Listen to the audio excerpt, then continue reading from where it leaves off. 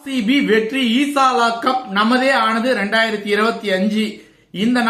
இந்த நாளுக்காக பாத்தீங்கன்னா ஆர்சிபி ரசிகர்கள் எவ்வளவு தவம் இருந்தாங்க, எவ்வளவு அவமானங்களும் எவ்வளவு வேதனைகளையும் தாண்டி இந்த கப்பு வந்திருக்கு அப்படிங்கிறது பாத்தீங்கன்னா ஒரு ஆர்சிபி ஃபேனா இருக்கிறவங்களுக்கு மட்டும்தான் புரியும். மற்ற யாருக்குமே இதோட உணர்வுகள் புரியவே புரியாது. அதுக்கு உதாரணம் பாத்தீங்கன்னா விராட் கோலி தான். விராட் கோலியோட கண்ணீரும் விராட் கோலியோட ஹாப்பினஸும் பாத்தீங்க அப்படின்னா சாதாரண விஷயம் இல்ல. 17 வருஷம் போராட்டம், 18வது வருடம் அவருக்கு கிடைச்சிருக்கு.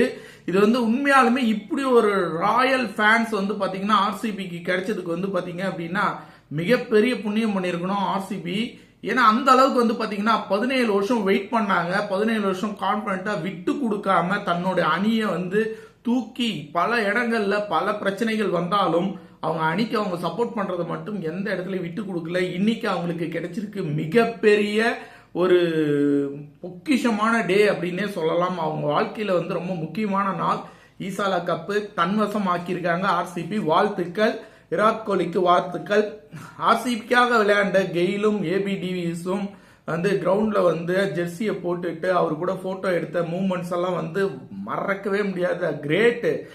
நல்ல ஃப்ரெண்ட்ஸ் அந்த ஆர்சிபி மேல வச்சிருந்த லவ்வை அவங்க காட்டின விதம் சான்ஸே இல்லைங்க.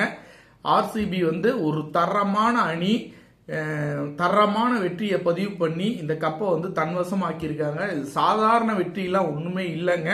ஏன்னா பஞ்சாப் பாத்தீங்கன்னா வெற்றியின் நூலிலையில வெற்றியை தவற விட்டுருக்காங்க.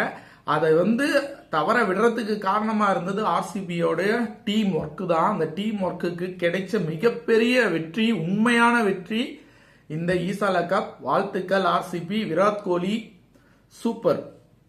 RCB team